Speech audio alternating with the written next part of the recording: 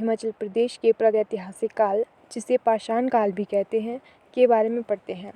पाषाण काल को 3 ऐतिहासिक कालांतरों में विभक्त किया जाता है। पहला पूरा पाषाण काल, दूसरा मध्य पाषाण काल तथा तीसरा नव पाषाण काल। भारत में पूरा पाषाण कालीन संस्कृति के विषय में शोध लगभग 150 वर्ष पुराना है। रॉबर्ट ब्रूस फोर्ट पहले व्यक्ति थे जिन्होंने 1863 ईस्वी में भारत में तमिलनाडु के पलावरम नामक स्थान पर पूरा पाषाण कालीन औजारों की खोज की थी।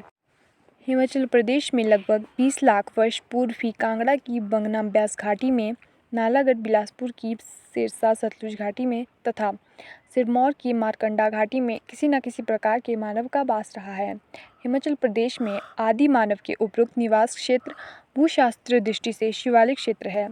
शिवालिक की तलहटी में स्थित ब्यास घाटी में कांगड़ा, गुलेर, देहरा और ढलियारा में बिखरी हुई बजरी पंखों के आकार के विशालकाय पत्थरों में गड़े पत्थर के औजारों जैसे छुरे, कुल्हाड़ियाँ और धारदार पत्थरों से इस क्षेत्र में आदि मानवों के निवास की पुष्टि होती है। हिमाचल प्रदेश में मानव के आरंभिक पहचान योग्य अवशेष वर्ष 1955 में पाए गए, जब कांगड़ा, गुलेर और देहरा में सोहन प्रकार के पूरा पाषाण कालीन औजार मिले। विकास के विभिन्न चरणों में बने ये औजार ही भारत में सबसे पहले पाए जाने वाले औजार थे। यद्यपि बंटवारे से पहले ऐसे औजार सोहन घाटी में पाए गए जो अब पाकिस्तान में है। 40,000 साल पुराने लगने वाले ये औजार इस क्षेत्र में रहने वाले मानव और उनके पर्यावरण पर प्रकाश डालते हैं।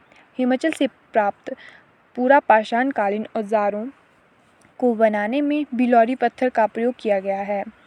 सबसे रोचक औजार बारीक बिलौरी पत्थर से बना धुराधार खुरचुना है, जो अंडाकार है। उल्लेखनीय है कि इन औजारों में उन्नत प्रस्तर काल के चिन्ह दिखाई पड़ते हैं। पूरा पाषाण काल में हिमाचल प्रदेश के आदि मानव शिकार के लिए बड़े पशुओं को ऊंची चट्टानों से गिराकर अथवा दलदलों में फंसाकर मारने की कला सीखी। इस काल में मृत पशुओं का मांस खाने और खाल पहनने हेतु आदि मानव पत्थर के धारदार छुरों और खुरचनों का प्रयोग करता था। सिंधु घाटी की सभ्यता 3000 से 1750 ईस्वी पूर्व में विकसित हुई, जो कि एक विशाल भूखंड में फैली थी। प्रागैतिहासिक काल में सिंधु घाटी के बाहर का क्षेत्र मुंडा भाषी कुल अथवा प्रोटो ऑस्ट्रालाइट लोगों का निवास स्थल था। जब सिंधु घाटी के लोग गंगा के मैदान में आगे बढ़े तो उन्होंने कोलों को और आगे ऊपर की ओर धकेल दिया। इस प्रकार वे हिमाचल की घाटियों की ओर आए। कोल, जिन्हें मुंडा भी कहते हैं, संभवतः हिमाचल के प्राचीनतम निवासी हैं। कोल को वेदों में दास, दस्यु या निषाद कहा गया है, जबकि उत्तर वैदिक साहित्य में इन्हें किन्नर, नाग और यक्ष की संज्ञा दी गई है। ऋग्वेद में वर्णित 10 राग का अर्थ 10 आर्य राजाओं में भीषण युद्ध से है। मनुस्मृति जनजातीय धर्म ग्रंथ के अनुसार कोल, किरात, यक्ष और नाग जैसी अनार्य जनजातियां हिमाचल प्रदेश में आर्यों से पहले बसी है। आज के लिए बस इतना ही। कल मिलते हैं नई वीडियो के साथ।